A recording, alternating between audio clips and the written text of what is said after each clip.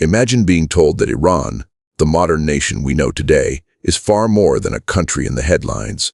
Imagine discovering that in the pages of the Bible, this land, once known as Persia, was woven into the story of prophecy, kings, exile, restoration, and the unfolding plan of God. Most people think first of Israel, Egypt, or Babylon when they think about biblical history. But Persia stands in the background like a giant waiting for its moment, and when that moment comes, it changes everything. Ambience. To understand how deeply Iran is connected to the Bible, the story must begin in the ancient world after the flood, when Noah's sons became the forefathers of the nations. From Shem, Ham, and Japheth came the peoples of the earth, and among the sons of Japheth was Madai. According to the biblical record, Madai became the ancestor of the Medes, a people who would later be linked closely with the Persians. Long before Persia rose to power, the roots of the Iranian people had already been planted in the biblical narrative. Their story was there from the beginning, quietly waiting to unfold. Toland. The descendants of Madai settled in the region that would eventually become known as Iran. Over time, the Medes grew in strength, and alongside them, the Persians emerged from the same broad world of Iranian ancestry. Together, these peoples would form one of the most powerful alliances in ancient history. The Medes and Persians were not strangers to the biblical account. They were part of the great movement of nations that came after the flood, and so, nations that would one day cross paths with Israel in ways no one could have imagined. In centuries passed, and history moved forward into an age of empires. Babylon rose like a storm and crushed Jerusalem, tearing down the temple in Ubayt Bashalut BC and carrying the people of Judah away into exile. The holy city was left broken, its people humiliated, and its future uncertain. For 70 years, the Jews lived under the shadow of captivity, just as the prophet Jeremiah had said they would. It must have seemed to many that the story was over, that the promises had been buried beneath the rubble of the temple. But while Babylon appeared unstoppable, another kingdom was rising in the east. That kingdom was Persia. Gone under the leadership of Cyrus the Great, the Medes and Persians united into an empire that stretched across vast lands, from the Indus River to North Africa. It was a kingdom of astonishing scale, touching many of the same regions named throughout Scripture: Babylon, Egypt, and the land of Israel itself. Persia was not just another empire marching across history. It was the empire God would use to open a door that Babylon had slammed shut. When Cyrus conquered Babylon in Ubayt BC, everything changed. The city that had held Judah captive fell, and from the throne of a pagan king came a decree no one in exile could have expected. Cyrus allowed the Jewish people to return to their land. He gave them permission to rebuild the temple in Jerusalem. In the book of Ezra, his proclamation rings with startling force. The Lord, the God of heaven, had given him the kingdoms of the earth and appointed him to build a house in Jerusalem. It was an extraordinary moment. A foreign ruler, a king outside Israel's covenant, became the instrument of Israel's restoration. What makes it even more astonishing is that Cyrus had been named long before he was born. More than a century earlier, the prophet Isaiah had spoken his name. Isaiah called him God's shepherd, the one who would carry out his purpose. Even more shocking, Isaiah referred to Cyrus as God's anointed, a title that would normally belong to the kings of Israel. How could such a title be given to a pagan emperor? The answer lies in one of the great themes of Scripture. God is sovereign over all nations, not only over Israel. He raises up kings, names them, and uses them to accomplish His will, whether they know Him fully or not. So Cyrus did what the prophets had foretold. The years of captivity came to an end. The road back to Jerusalem was opened. Under leaders like Zerubbabel, the people began the long work of rebuilding what had been lost. Persia did not merely defeat Babylon, it became the unexpected hand through which God restored his people. It was a reminder, written across history itself, that no empire, however mighty, stands outside the reach of divine purpose. Chenjin. But Persia's role in the Bible did not end with Cyrus. If anything, its place in the story became even more dramatic. Bende, in the royal courts of the Persian Empire, during the reign of Xerxes, known in the Bible as Ahasuerus, a new crisis arose. Far from Jerusalem, many Jews still lived scattered throughout the empire, and among the king's officials was a man named Haman, whose hatred for the Jewish people grew into a deadly plot. He manipulated the king into issuing a decree that would bring destruction upon the Jews across the empire. It was the kind of moment when a people could vanish from history in a single sweep of royal power.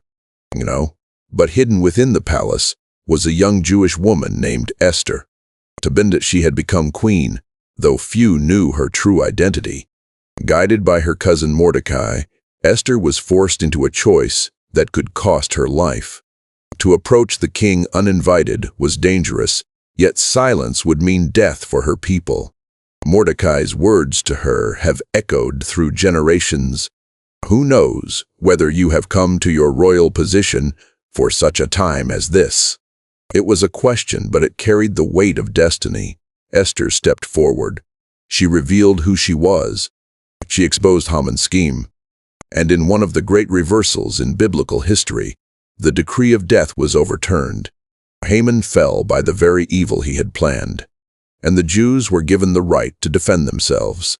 What should have been a day of annihilation became a day of deliverance. That story is remembered in the Feast of Purim, not merely as a tale of survival, but as a witness to the hidden hand of God moving through the Persian court. Once again, Persia became the setting for divine intervention. Once again, a foreign empire was used in the service of God's covenant purposes. Persia was not a passive bystander in the biblical story. It became the stage upon which Israel was preserved, protected, and carried forward toward the future God had promised. And then there is Daniel.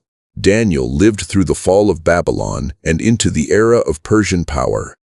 As a prophet serving in him, he was given visions that stretched beyond his own lifetime and unveiled the succession of world empires.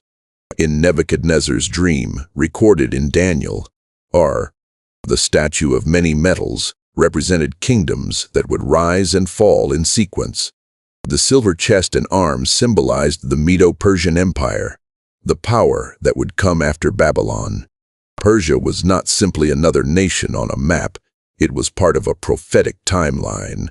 Months later, in Daniel's own vision of the four beasts, the Medo-Persian Empire appeared again, this time as a bear raised up on one side, reflecting the dual strength of the Medes and Persians. Then in Daniel Ba, the empire was pictured as a ram with two horns, pushing westward, northward, and southward in conquest. One horn represented the Medes, the other the Persians. It was a vivid picture of expansion, dominance, and historical purpose. Yet even there, Persia was shown not as eternal, but as temporary. The ram would one day be struck down by the goat from the west, Greece under Alexander the Great. In these visions, Persia stands at the very center of God's prophetic ordering of history. Its rise was foreseen. Its power was measured. Its fall was appointed. Nothing about it was accidental. The empire that restored Israel also had its own place in the chain of kingdoms, moving toward a greater end. Manja. Even after the Persian Empire faded beneath the force of Greece and later Rome, its influence did not disappear. By the time of Jesus' birth, Persia no longer ruled the ancient world, yet its legacy still lingered in culture, administration, and religious tradition. One of the most intriguing connections appears in the story of the Magi. These wise men came from the east, following a star to the child Jesus. Many scholars believe they may have come from the region of Persia, but perhaps from priestly traditions known for watching the heavens and interpreting signs. If so, then even at the dawn of the New Testament, Persia remained mysteriously close to the biblical story. There is something striking about that image. Learned men from the East, carrying with them the wisdom of ancient lands, arriving not in conquest, but in worship. Long after Cyrus, long after Esther, long after the visions of Daniel, Persia may still have been moving quietly through the story, this time bowing before the newborn king. Media.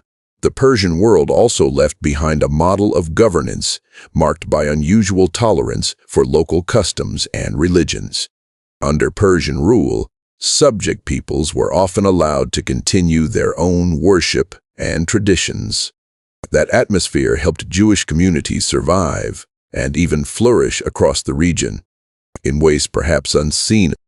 Such policies prepared the ground for wider movements of faith in centuries to come. History was still moving, and Persia's fingerprints were still there. But the story does not stop in the past. Media. For many readers of prophecy, Persia appears again in visions of the future, especially in Ezekiel, Sanderbad and Sansur, where Persia is named among the nations involved in a great latter-day conflict centered on Israel. Interpretations differ, and debates continue. Yet the very inclusion of Persia in such prophecy has caused generations to look again at Iran and wonder how the ancient name and the modern nation connect. In Daniel, in Isaiah, in Ezekiel, the same theme returns again and again. Nations rise, nations fall, but all remain under the sovereign hand of God. Danja. That is what makes Persia's story so remarkable. It began with the descendants of Japheth, emerged through the Medes and Persians, reached a defining moment in Cyrus, sheltered Israel in Esther's day, stood in the visions of Daniel, echoed in the journey of the Magi, and continues to stir questions whenever modern Iran enters the world stage. What seems at first like the story of one nation becomes something much larger, the story of how God can use even foreign powers, pagan kings, distant courts, and unlikely empires to move his plan forward. And when you begin to see Iran not merely as a modern country, but as Persia, an ancient kingdom with deep roots in Scripture, you start to realize that the Bible's world is far more interconnected than it first appears. Behind every conquest, every decree, every exile, and every return, there is a thread running through history, and Persia is one of the hands that held it for a time.